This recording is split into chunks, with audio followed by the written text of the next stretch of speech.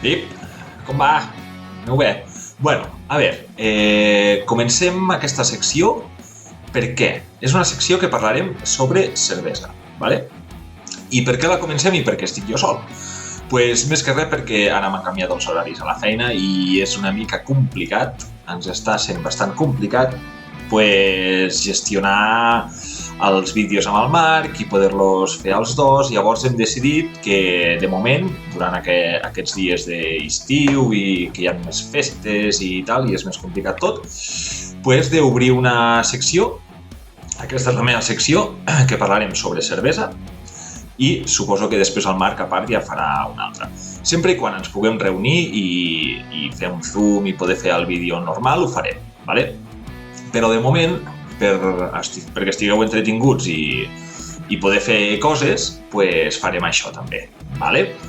Llavors, us explico una mica de què anirà tot plegat. Aquesta secció, com ja us he dit, parlarà sobre cervesa. Per què? Perquè soc cerveser, ja fa vora 5 anys que m'hi dedico a una cerveseria aquí a Andorra, que és la cerveseria Boris, no sé si la coneixeu o no. I llavors, bueno, vull explicar-vos una mica tot el tema de la cervesa, com es fa, quins ingredients té, com és el dia a dia també d'un cerveser, que no sé, pot ser interessant, us pot interessar i és curiós més que res. I clar, de fet, ho faig més que res perquè tots tenim mala idea de què és una cervesa, però no sabem com es fa, no sabem quins ingredients té, no sabem la diferència tampoc entre una cervesa artesanal d'una industrial. Jo estic fent cervesa artesana i bueno, si la cosa funciona, us agrada aquest tipus de vídeos i hòstia, ens doneu suport amb likes a YouTube, comentaris a Instagram, comentaris al YouTube, dient, bueno, fent-nos saber que us agrada el tema, podem avançar també i després ja us podria ensenyar la fàbrica, més de dintre i tot plegat. Vale? Però una mica més que res és per això, per donar una mica de cultura cervesera a la gent i que almenys sàpiga que s'està fotent i com es fa el que s'està bevent, perquè al final és un producte que, hòstia, es consumeix diàriament, agrada a molta gent i es fa a molts llocs, però desconeixem una mica tot el que hi ha a dintre. Llavors, com es distribuirà una mica aquesta secció? Depèn molt dels ànims que ens doneu, de les vostres reaccions, de si us agrada o no. Si no us agrada, mira, farem pocs vídeos i ja està. Si veiem que la cosa us agrada, esteu animats i ens ho feu saber, hòstia, podrem anar tirant i anar fent vídeos perquè hi ha molts temes a parlar i coses molt interessants. Vale? Però així, en un principi, com més o menys està distribuït, vindria a ser el següent. En aquest primer vídeo, el que us explicaré és què és la cervesa. Una mica, no definició de Wikipedia, però sí que vull començar explicant-vos què és aquest producte i després us explicaré quins ingredients s'utilitzen. Vale? Ho parlaré una mica per sobre, és una mica introductori tot això. Després, si veiem que us interessa molt i que us agrada el tema, ja aniríem ingredient per ingredient, parlant més sobre tot plegat, però bueno, aquest primer vídeo és una mica introductori per aviam com ho rebeu tot. En un següent vídeo, el que us explicaré és com es fa, és a dir, tots aquests ingredients que jo us explicaré avui, explicaré com es barregen, com es distribueixen, per què s'utilitzen i com s'utilitzen. Vale? Tot el procés de la cervesa, des del principi fins a la venda, diguéssim. Vale? Tot el que és la producció i demés. Això us ho explicaria en el següent vídeo. Si us interessa molt i us agrada molt, us puc ensenyar un dia que jo faci producció, us puc ensenyar com es fa. O sigui, com la faig. Ho puc gravar i després ja us faria un petit vídeo on veuríeu tot el procés. Vale? En un següent vídeo, més endavant, us explicaré una mica quin és el dia a dia d'un cerveser professional. Ja us dic, jo m'hi dedico tota la setmana, durant tot l'any, a fer cervesa i tot el que se'n deriva.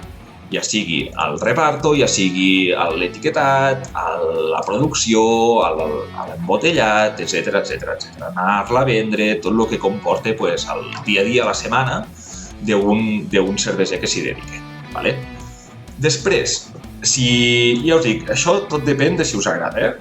Més endavant, el que us podria explicar és quins tipus de cervesa hi ha oficials i una mica les característiques de cada estil, més important, perquè cada dia es van obrint estils nous, coses noves, i el que agafaríem seria els més importants i us explicaria una mica la història dels estils, d'on venen, per què són així, per què són així, per què tenen aquest color, etc.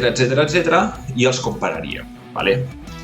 I més endavant el que podríem fer seria una cata. Vale? Una cata de diferents estils de cervesa, us ensenyaria les que jo produeixo i també en agafaria d'altres i les compararíem. Les compararíem i us explicaria una mica com es fa una cata de cervesa i què s'ha de mirar quan es fa una cata. Vale? Ja et dic, si vosaltres em dieu, hòstia, és que m'interessa moltíssim lo de la cata i hi ha bastanta gent que ens diu això i sou uns quants, doncs ho canviaríem i faríem primer una cata i després ja us explicaria el dia a dia. Això anirà movent-se una mica segons la vostra voluntat. Vale? Per tant, lo dicho, si us interessa aquest tema, voleu saber-ne més i voleu que us expliqui tot això, el que sí que us demano és una mica de suport. Una mica de suport, ja et dic, ens feu arribar comentaris, a través de likes, una mica que veiem que la cosa tira i que us agrada el tema. Vale? Llavors, dit això, comencem pel principi. El principi és, què és la cervesa? Vale? Què és això que ens fotem cada dia o de tant en quant? Què és? Pues la cervesa al final és una beguda alcohòlica, porta alcohol, ¿vale?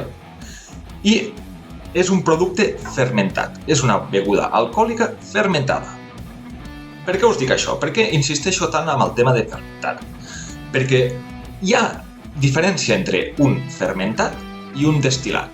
Per exemple, productes fermentats. El vi. El vi és un producte fermentat del raïm. Vale?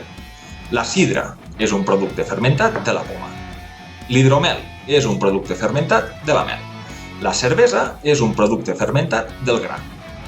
Vale? De la malta, que se'n diu. Després ja us explicaré què és això de la malta. Però és un producte fermentat. Per tant, què vol dir això de fermentat? Que té un canvi. Pateix una modificació natural, però una modificació. Vale? La diferència entre fermentat i un destil·lat és que el producte destil·lat, ja sigui whisky, ja sigui ron, etc., vodka, etc., és que agafen un producte ja alcohòlic i a través d'un procés d'alambics, és un procés que ho calenten, després ho refreden i demés, extreuen un líquid que després ja el fiquen en maduració, etc. Vale?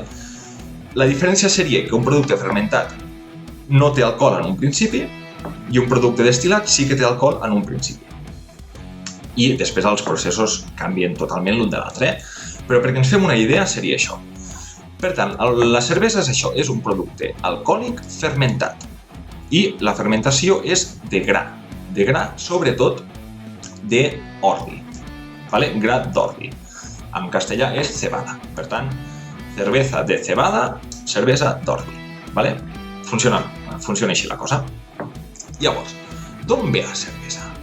Ja farem un apartat més endavant, si us interessa, de lo que és la història de la cervesa en si, vale? D'on prové, quines modificacions va tenir al llarg de la història. Però, perquè introduir una mica el tema, us explicaré que la cervesa prové, sobretot, la primera recepta de cervesa que existeix surt del Neolític. Vale? Al Neolític ja es va escriure una primera cervesa o recepta de cervesa. Per tant, la història és molt antiga, i ha patit bastantes modificacions.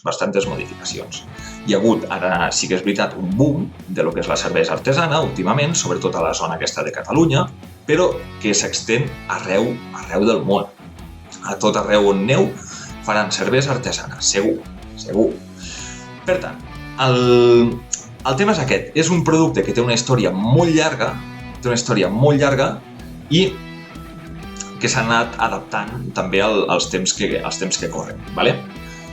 Llavors, el que us està explicant és un producte fermentat que pateix una transformació a través de les llevadures, que ja us explicaré després com funciona una mica tot això, i és un producte alcohòlic. Vale? La definició seria bàsicament aquesta. Llavors, dit això, anem a explicar quins són els ingredients de la cervesa. Vale? Perquè sí que és veritat que hi ha cerveses que canvien els ingredients, però gairebé sempre hi ha 4 ingredients bàsics i principals. El primer és l'aigua. L'aigua és un 95-96%, depèn de l'estil, però és un 95-96% de la composició d'una cervesa. Llavors, és molt important saber quina aigua estem utilitzant per fer cervesa. Per exemple, molts dels que ens mireu poder sou de Barcelona o voltants i haureu vist i haureu provat quan beveu l'aigua d'aquí de Barcelona que té un gust com de clor, no? Ho haureu provat. Llavors, clar, amb aquesta aigua, per exemple, no podem fer cervesa, perquè després ens deixarà gustos raros, gustos indesitjables que no volem. En canvi, per exemple, aquí a Andorra, on produïm nosaltres, tenim una aigua molt bona que ens ve directament de la muntanya. Per tant, l'aigua corrent d'Andorra és perfecta per fer cervesa. I a més, clar, nosaltres aboguem per una cervesa d'Andorra. Vale? Una cervesa d'Andorra. Per tant, com que hem dit que l'aigua és el 95% de la cervesa, no tindria sentit que modifiquéssim l'aigua per obtindre la nostra cervesa, perquè ja és bona de per si. Vale? Nosaltres l'únic que fem és passar-la per un petit filtro de clor per si podés quedar alguna resta de clor en l'aigua, que és improbable. Vull dir, és que no n'hi ha gairebé mai. Però bueno, per si de cas. Llavors, per exemple, l'aigua que pugueu utilitzar vosaltres, si algun dia heu fet cervesa o teniu pensat fer cervesa i viviu a Barcelona, feu-la embotellada. Compreu aigua embotellada i utilitzeu aigua embotellada, perquè si no us arrisqueu a que us donin mals gustos. Per això dic que l'aigua és molt important en la cervesa.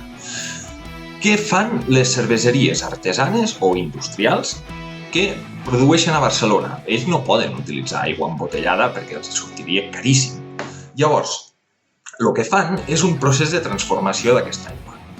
Primer, l'aigua, no sé si ho sabeu, però conté minerals. Vale? Conté minerals, depenent de la zona, tindrà uns minerals o tindrà uns altres. Llavors, aquests minerals són els que afecten després amb el gust. La composició, la duresa de l'aigua, que tot això dependrà per fer un tipus de cervesa o un altre. En aquest cas, el que fan ells és primer treuen tots els minerals d'aquesta aigua i deixen una aigua gairebé estèril, sense cap mineral. Llavors diuen, tenim l'aigua ja estèril i volem fer una cervesa tipus, posem per cas, tipus irlandesa, com una Guinness. Si vosaltres dieu, vaig a fer una Guinness, o similar a una Guinness, què fareu? Primer, el que us he dit, treureu l'aigua, els minerals de la vostra aigua, o comprareu aigua embotellada, i li treureu els minerals, i després li afegireu els minerals que siguin similars a l'aigua de Dublín, que és on es fa la Guinness. Per tant, agafareu una aigua de Dublín, o sigui, l'estadística, els nivells de minerals d'una aigua de Dublín, i li afegireu els minerals que necessiteu vosaltres per tenir aquesta aigua similar a l'aigua de Dublín. Llavors ja tindreu l'aigua preparada per poder fer la vostra cervesa. Vale? Per tant, és molt important el tema de l'aigua. És molt important i és bàsic. És bàsic. De fet, moltes cerveseries per aquí a Barcelona i demés tenen problemes amb el tema de l'aigua. Llavors, l'aigua, importantíssim. Importantíssim tenir això. Ja us dic, nosaltres no tenim cap problema perquè l'aigua ja és bona. Però bueno, si viviu aquí baix, almenys compreu-la embotellada. Compreu-la embotellada perquè de la corrent del grifo no us sortirà una cervesa bona. Llavors, tenim l'aigua. Primer ingredient, molt important. Segon ingredient és la malta d'ordi. La malta no és un ingredient en si, és a dir, no és un tipus de gra. Vale? La malta, el maltejat, diguéssim, és un procés que se li fa en aquest gra. Llavors, en què consisteix aquest procés? És bastant simple. El que fan és agafar aquest gra, el comencen a fer germinar. Imagineu-vos que això és el gra, vale? És un gra. El fan germinar, i quan comença a germinar, l'assequen. L'assequen per parar la germinació, més que res. Llavors, això què provoca? Provoca que el gra comenci a treure els seus sucres, comenci a treballar, que aquests sucres són després els que necessitarem per fer la cervesa, però bueno, això ja us ho explicaré. Comencen a germinar, l'assequen, llavors, depenent de quin tipus de malta vulguem, s'asseca més, s'asseca menys, es torra més o es torra menys. El que us he explicat abans. Si vosaltres voleu fer una Guinness, a part de l'aigua que ja us he dit, necessitareu maltes molt torrades. Per què? Perquè la Guinness és una cervesa negra, és negra. Per tant, necessitareu maltes que les han assecat més i les han torrat més. Vale? Hi ha diferents graduacions de torrat, de secat, de color, de gust, etc. És a dir, de la malta hi ha molts estils, de malta, que depenen sobretot d'això, del secat i del torrat de la pròpia malta. Vale? Llavors, dintre de la malta hi ha com dos parts molt importants. Vale? La malta base i les maltes complementàries. Dintre d'una recepta de cervesa sempre s'utilitzaran malta base i malta complementària. La malta base és la que us donarà tot el sucre que necessitareu després per poder fermentar aquesta cervesa. És la que us donarà la potència de sucre, a part de gustos, colors, aromes, etc. Però us donarà la potència, el que necessiteu, el sucre important per fer la vostra cervesa. Les maltes complementàries són les que s'utilitzen per donar gustos una mica diferents, aromes diferents, colors diferents sobretot. Lo mateix, anem a fer una Guinness.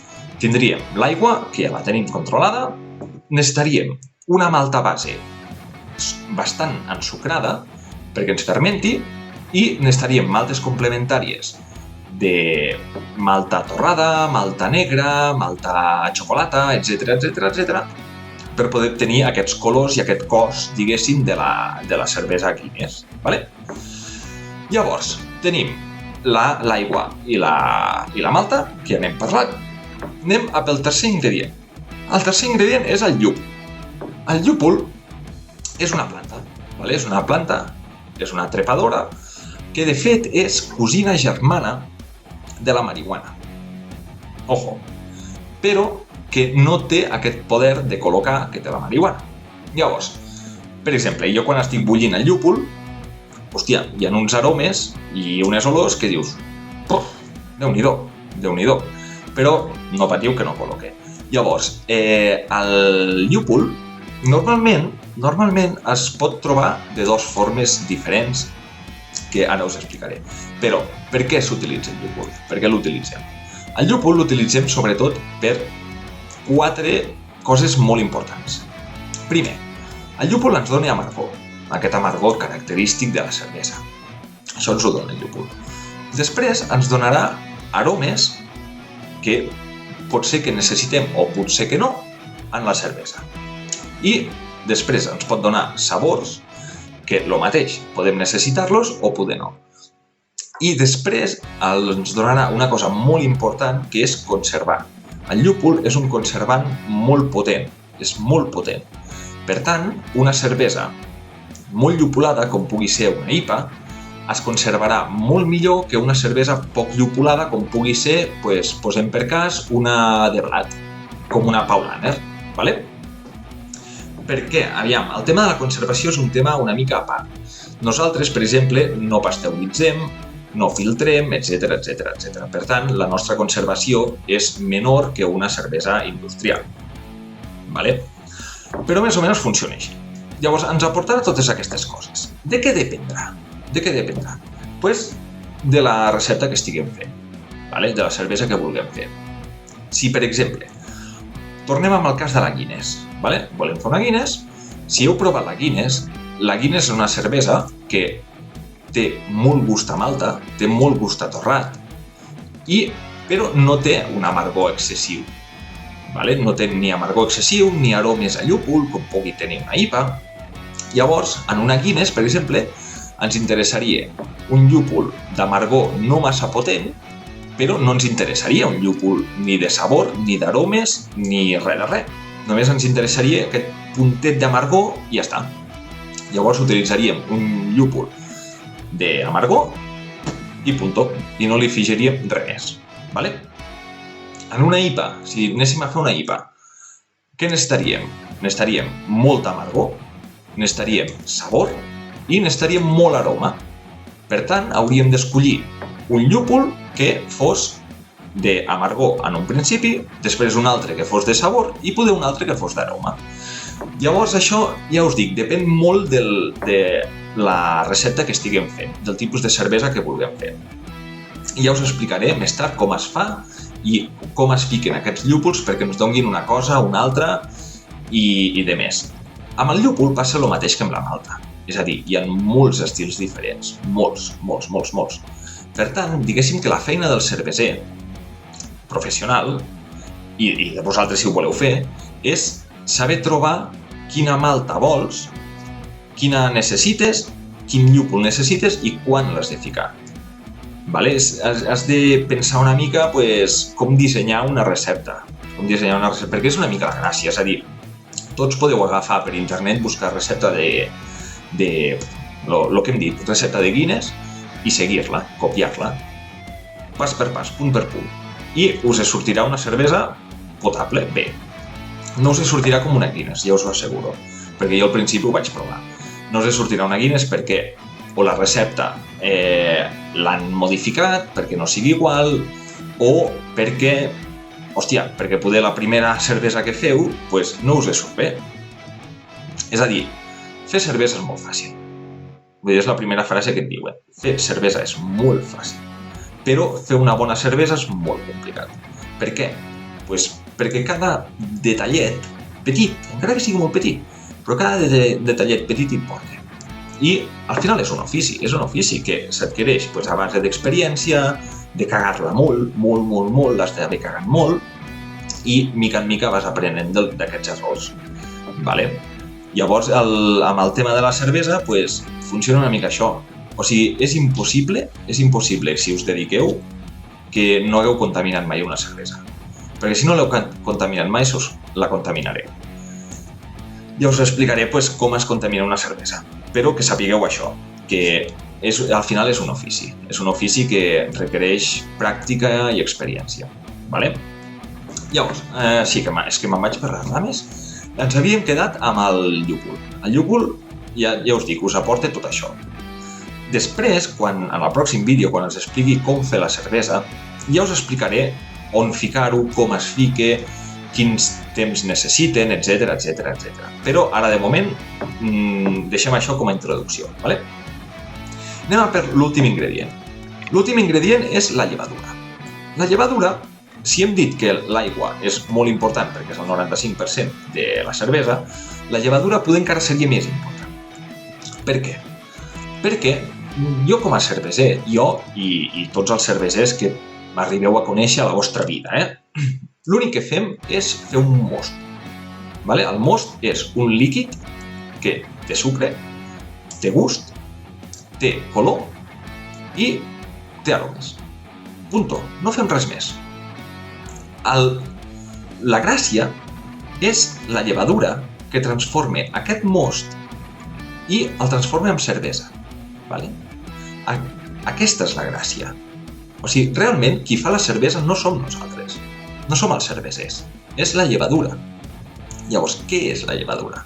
La llevadura són uns fongs microscòpics, que transformen aquest sucre que nosaltres hem obtingut amb la malta, que ja us he explicat amb la malta base, i el transformen amb alcohol i CO2, amb gas. Vaja, vale? Aquest és el procés de fermentació. És molt més tècnic, però perquè ens fem una idea és això. Agafa el sucre, se'l menja i pixa alcohol i fa pets i els transforma amb CO2, amb gas. Punto. Això és la fermentació. Ja us dic, molt resumit, que això qualsevol químic em fotria d'hòsties, Però perquè ens entenguem així. Llavors, un cop la llevadura ha transformat aquest sucre amb alcohol i CO2, ja tindríem, diguéssim, el que li podem dir cervesa primària. Vale? Posteriorment, ja us ho explicaré en el vídeo següent, li hem de ficar gas, li hem de afegir el que sigui, etc. I l'hem de deixar reposar. Bueno, però això ja us ho explicaré. Si us agrada tot aquest tema, en el pròxim vídeo us ho explico. Vale? Per tant, fem una mica de resum de tot plegat. Cervesa, producte alcohòlic, beguda alcohòlica fermentada. Té aigua, malta, llúpol i llevadura. Punto. A partir d'aquí, se li poden afegir coses. Hi ha gent que li fica fruita, hi ha gent que li fica arròs perquè sigui més barat. Les industrials, per exemple, moltes industrials li fiquen arròs perquè és molt més barat que la malta i té un poder ensucrador, diguéssim, bastant similar. Per tant, els hi surt a compte. Un dia també us vull parlar de la diferència entre una cervesa artesanal i una cervesa industrial. Però bueno, això més endavant. I jo crec que més o menys fins aquí. Ja us dic, si us interessa tot aquest tema i voleu que segueixi parlant del tema de la cervesa i de més, doncs ens ho feu saber. Ens ho feu saber a través de like a YouTube, de subscripció, ho feu passar a la gent que conegueu si creieu que els hi pot interessar, i comentaris a l'Instagram, etc. Ja us dic, aquesta secció serà molt variant, pot variar molt, però sí que m'interessaria és que si us ha agradat, a part d'això que us he dit, si us ha agradat i voleu que parli d'un tema en especial, que m'ho digueu. Llavors m'ho dieu i ja us preparo el tema i etc. I ja està. Doncs fins aquí el vídeo d'avui i la setmana que ve tindreu la segona part. Vale? Apa, adeu!